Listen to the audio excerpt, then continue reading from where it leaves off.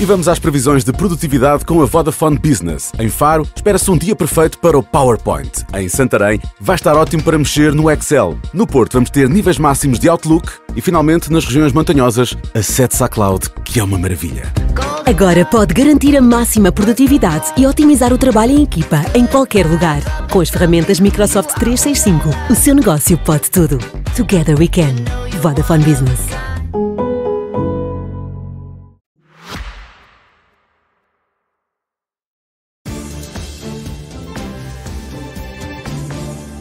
Vamos ao Antes pelo Contrário com Daniel Oliveira e Francisco Mendes da Silva. Boa noite a ambos, sejam muito bem-vindos. E vamos olhar para o Orçamento do Estado aprovado na Generalidade. Francisco, ficamos a conhecer a posição de André Ventura. A abstenção do PS deixou o Chega aqui mais livre e mais confortável para poder fazer este voto contra? Sim, é evidente, mas a grande notícia deste orçamento é não haver notícia. Acho que é o primeiro ano em não sei quantos anos, o primeiro orçamento em não sei quantos anos, em que a discussão do orçamento é não dramática. Mas isso acontece porque o Governo despiu este orçamento de medidas polémicas. Isso acontece porque o Governo despiu este orçamento de medidas polémicas. Fez aquilo que qualquer Governo devia fazer e que raramente faz em Portugal. Aliás, como o próprio António Costa diz, julgo, se não me engano, ou foi na apresentação ou no prefácio do livro do professor Vital Moreira, posso estar enganado, mas disse uma coisa, defendeu uma coisa com a qual eu concordo, mas que ele nunca cumpriu. Porque quase nenhum Primeiro-Ministro cumpre, quase nenhum Governo cumpre, que é fazer com que o Orçamento do Estado seja, de facto, uma lei do Orçamento do Estado. Seja essencialmente uma previsão de receitas e uma previsão de despesas.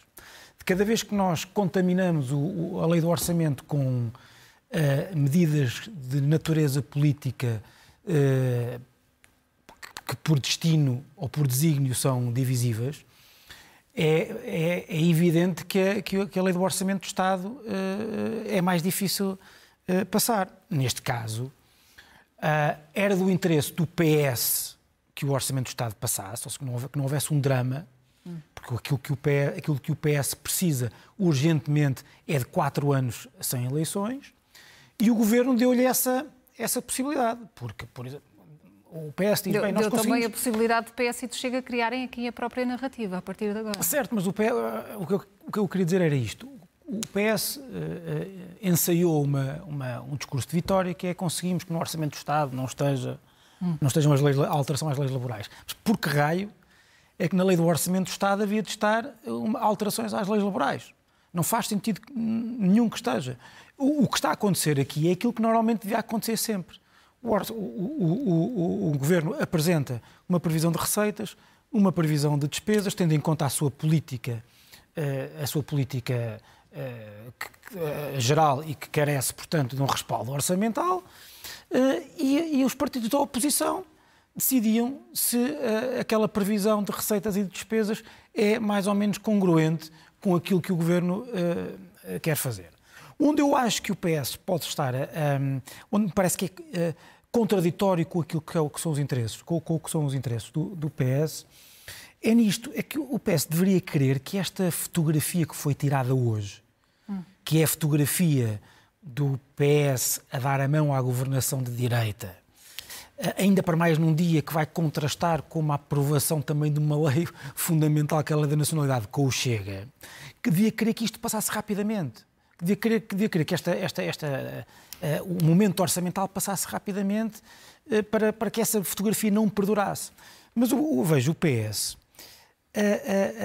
a pôr areia na engrenagem em dois aspectos. Primeiro, quando diz que o orçamento é mau porque a previsão de receitas e a previsão de despesas é ilusória. Não é só o PS que diz isso, não é? Está bem, mas, Daniel, então, esse é toda a gente, não é verdade toda. É o TAU, é a Comissão de Finanças Públicas. Ok, certo, não vou discutir isso. O que eu discuto é, isso é o âmago de um orçamento. E se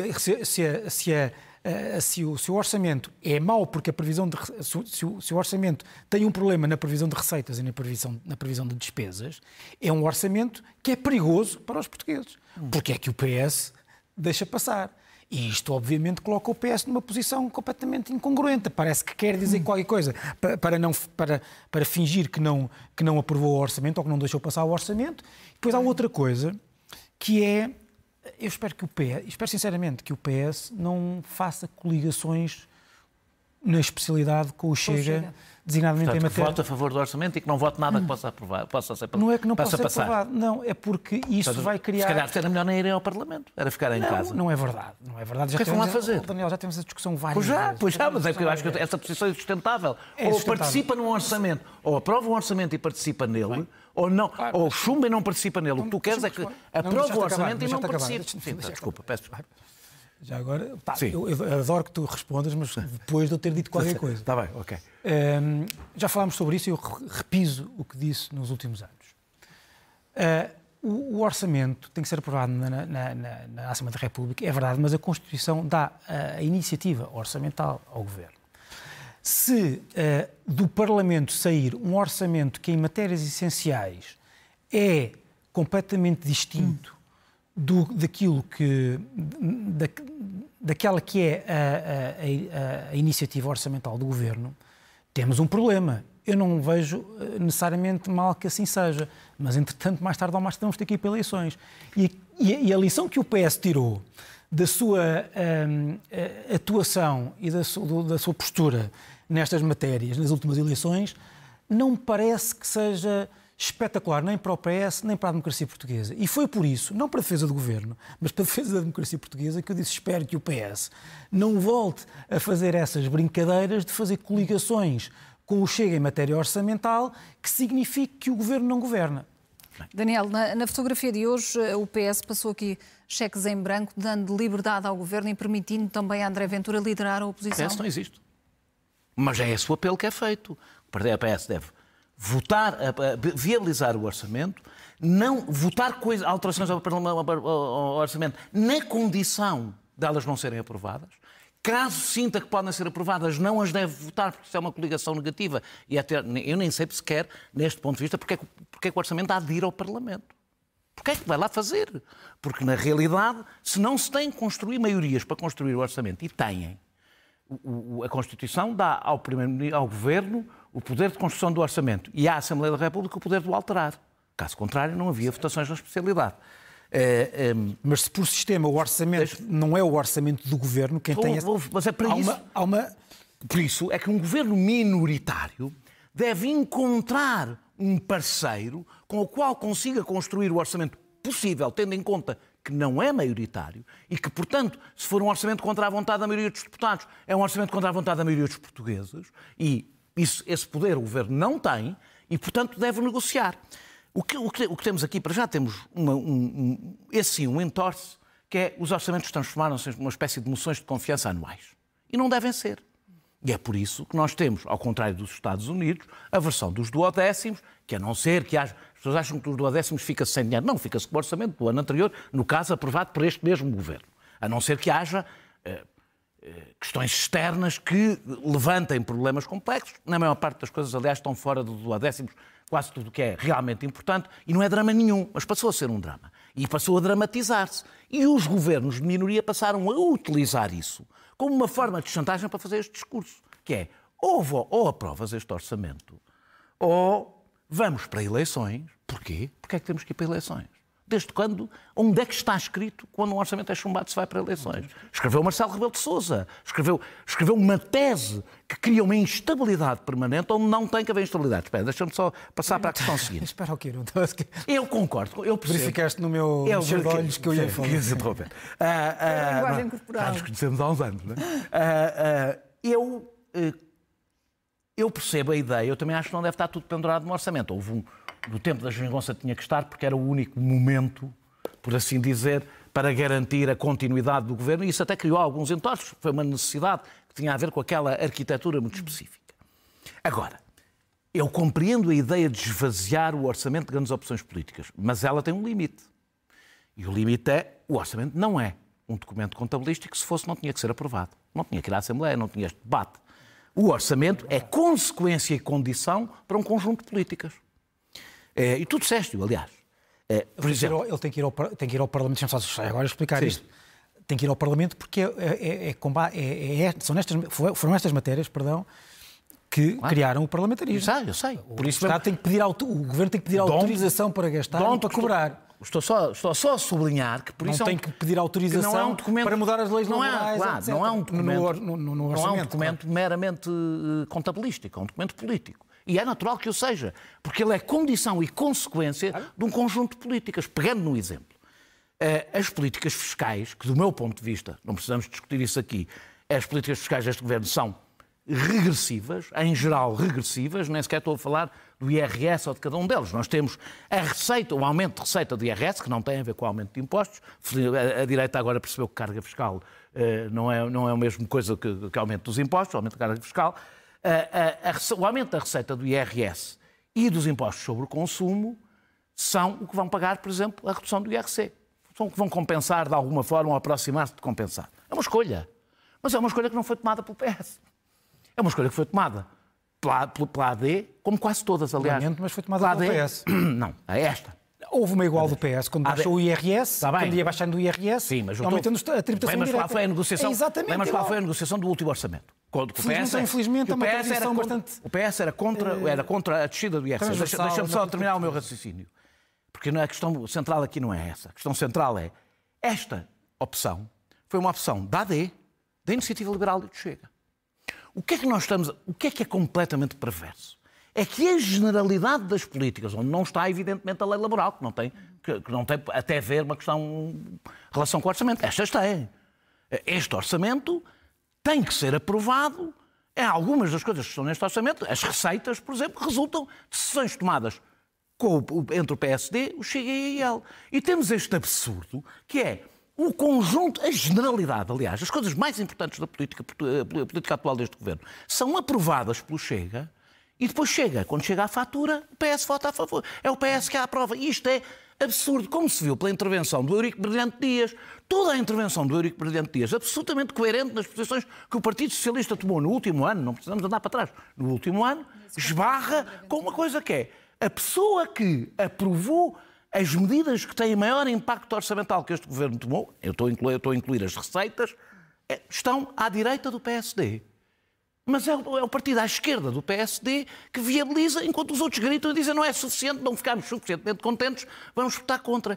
E isto é mau também para a democracia, já agora. Daniel, porque o conceito para o Partido Socialista não pode ser uma coisa, o Partido Socialista... Desde as eleições em que Pedro Nuno Santos perdeu, eu disse que o PS ia ficar nesta situação impossível. Mas é que tu não podes ter só uma posição de facto. Isto é mau. Não, isto é... Tu até podes dizer, o Partido Socialista está entalado, não tem outro remédio. Isto é porque o teu conselho para o Partido Socialista não é esperar daqui a 4 anos. Daniel, é morrer durante os próximos 4 anos. É esse o teu conselho. O meu conselho para o Partido Socialista, como tu sabes, foi não ter feito as figuras que fizeram com Pedro Nuno Santos e o radicalismo estratégico e tático. É verdade. Radicalismo tático estratégico. Não estou a dizer substantivo. Não, mesmo o radicalismo de querer tentar fazer com que o Chega subisse, matasse o PSD e nunca querer fazer qualquer acordo com o PSD. Então tens que dizer que Luís Montenegro tem um radicalismo tático, que está a tentar fazer exatamente o mesmo. Talvez, mas que é matar o Partido Socialista enquanto oposição. Quando tu dizes que eu tenho que ter também uma posição não vou passar de valor e não só de facto sobre isto, eu tive essa posição de valor durante anos. Sim. E o PS não quis levá-la. Eu quero clareza só. Não quis levá-la adiante. Não há problema nenhum, não sou eu que mando no PS, nem tenho essa intenção. E eu disse logo aqui, na seguir às eleições em que Pedro Nuno Santos perde, que o PS ia, evidentemente, ficar nesta situação difícil. Porque quando porque o PS não pode ter eleições a breve prazo, nem a médio prazo. O PS só sobrevive se não houver eleições a breve prazo. Mas para só de falar do PS, fala do partido. Se o PSD está interessado em salvar a... Não. Se o PSD está interessado em salvar... Espera. Tu estavas a falar do PS. Não, o que eu estou a dizer é... Não responsabilizo só o PS. Se o PSD está interessado em salvar a democracia, não faça este jogo duplo. Decida se tem um parceiro e seja coerente com essa decisão. Concordo contigo tendencialmente, até porque... quando era ao contrário do que o PS dizia à direita, e muitas vezes nestas mesas em debates com outras pessoas, designadamente do PS, me diziam que o Chega é um problema da direita. E agora, eu como sempre disse que o Chega não é um problema da direita, é um problema do sistema. acho muito bem, e sempre defendi aqui, como tu sabes.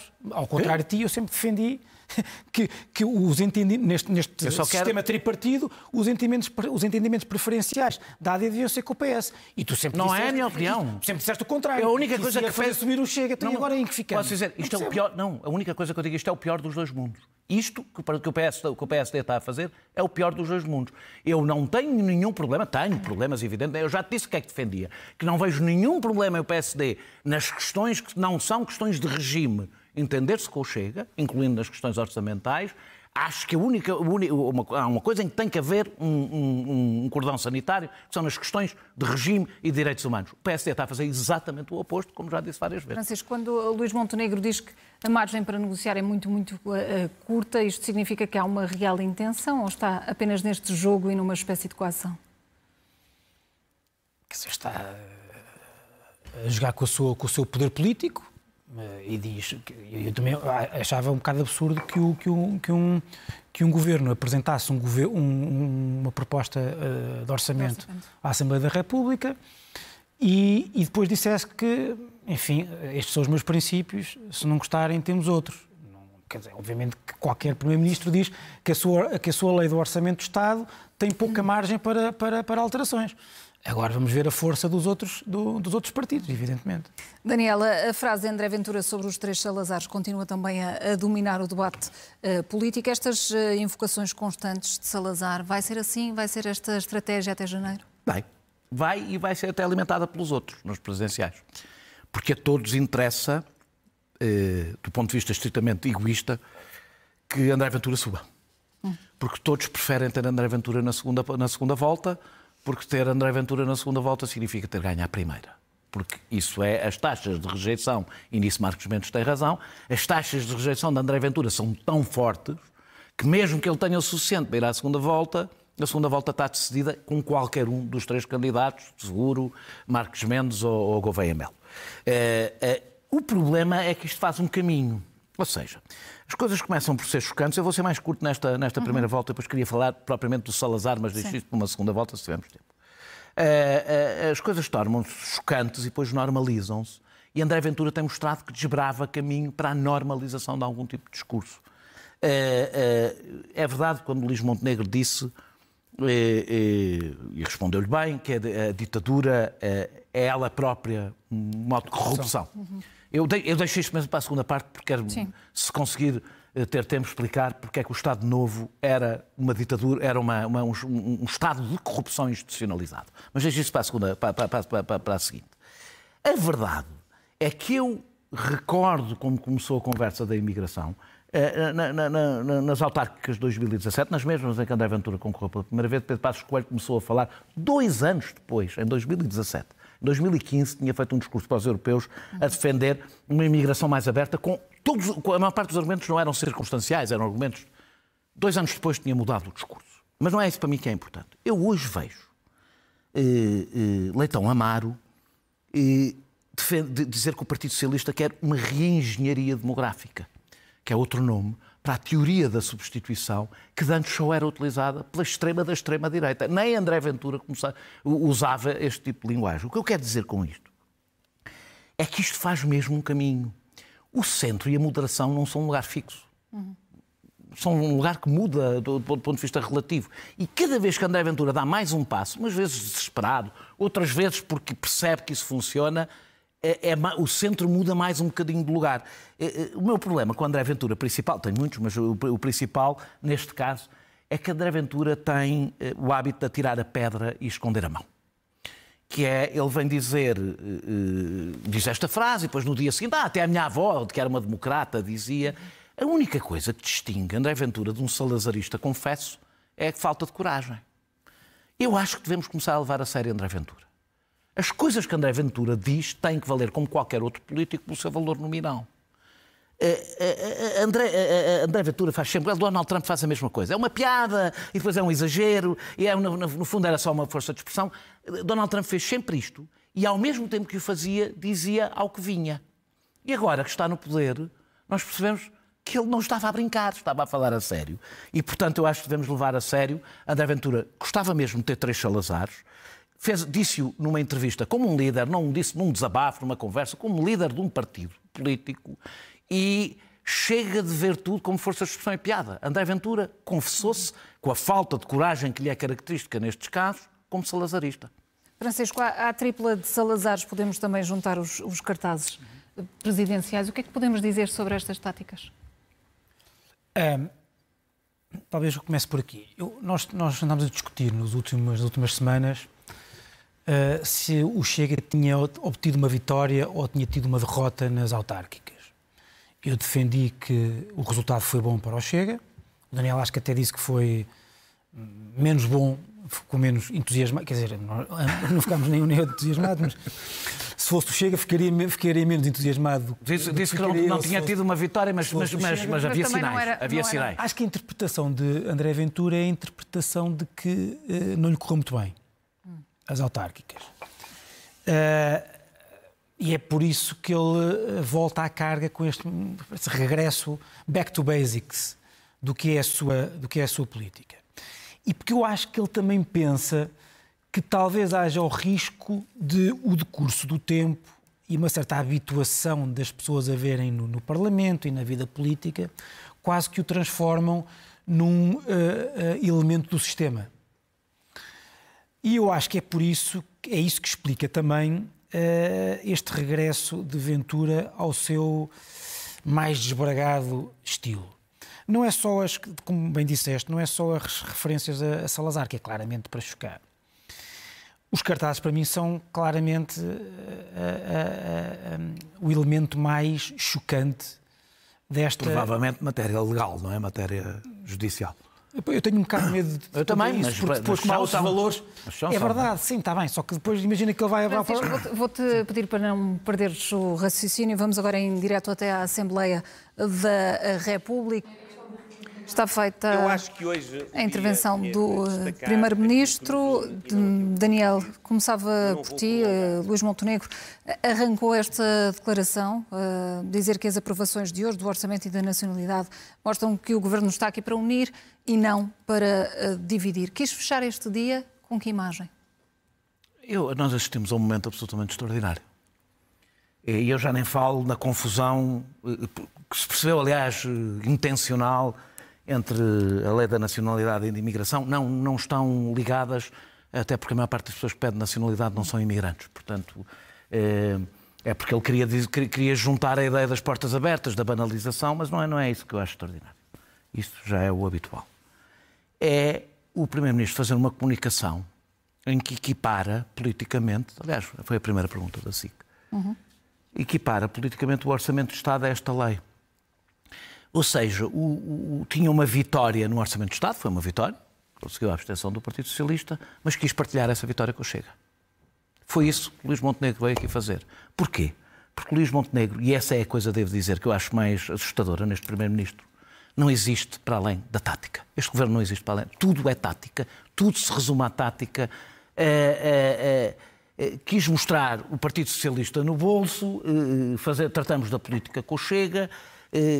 Mesmo à pergunta, sim, eu de facto acho que o Primeiro-Ministro, mesmo achando que tinha que aprovar com o Chega, tudo bem, vir trazer na lapela, no dia em que estamos a discutir isto, também foi feita a pergunta, com o cartaz do Isto Não É o Bangladesh. Qualquer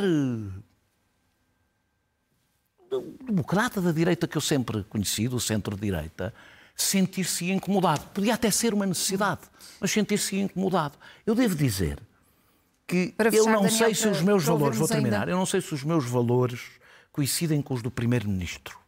Se os valores de que ele falava para ser português se tornam tolerável alguém sentir-se bem ao lado neste tema de alguém que acabou de pôr cartazes a dizer isto não é o Bangladesh, se calhar o Primeiro-Ministro não me considera que eu partilho os valores de ser português, porque ele aparentemente sente-se muitíssimo confortável com esta companhia, neste tema, e mais, quis valorizá-lo. Isso é que é aqui relevante. O Primeiro-Ministro quis partilhar as vitórias de hoje com o Chega, com esta intervenção? Eu sinto-me incomodado que o Chega seja o segundo partido. Mas eu sempre, volto ao mesmo, eu sempre defendi que o PS devia ter uma política que não levasse a ser terceiro classificado. nas eleições. E, portanto, neste momento, é um bocado difícil governar sem de vez em quando ir ao Chega. Eu também não acho, sinceramente, que há muitas coisas que eu discordo, muitos aspectos que eu discordo nesta lei. Desde logo... Já não vai dar tempo para falarmos. Choca-me... Já não. Estamos já no minuto final. Choca-me muito aquela ideia de que se pode perder a nacionalidade. Mas não é a mesma coisa. Esta lei não é o respaldo do cartaz fascista do Chega. Queres que eu te diga? Não é. Queres que eu te diga, por exemplo, elementos de subjetividade nesta lei que permitirão tudo, permitirão tudo e mais alguma coisa para dar ou não dar a nacionalidade? Porque é que a esquerda está como está? Eu não percebi. Não é isso. Deixa-me só dizer, eu não mudo as minhas posições de princípio, esteja à esquerda no Estado em que estiver. Não é isso. As minhas posições nestes temas são posições de princípio. Também as minhas. Não são, eu sei que sim. Só que tu achas. Não as adapto. Não, mas eu não estou a adaptar. Não tenho a adaptabilidade de Luís Montenegro. Isso não tenho seguramente. Sequer te admito. Agora, eu não estou a falar de ti, estou a falar de Luís Montenegro. Tu achas que esta lei é o respaldo literal e legal de um cartaz fascista, e eu não vou explicar porque é que eu acho que é, não tenho tempo, mas que é, obviamente, do catálogo do fascismo. Luís Montenegro não se sentiu incomodado. Veio todo contente de dizer, aqui estou com o Chega neste tempo. E haveria muito para escrutinarmos ainda da declaração desta noite do Primeiro-Ministro, mas o nosso tempo chegou mesmo ao fim. Francisco Mendes da Silva, Daniel Oliveira, boa noite a ambos. Muito obrigada pela vossa presença.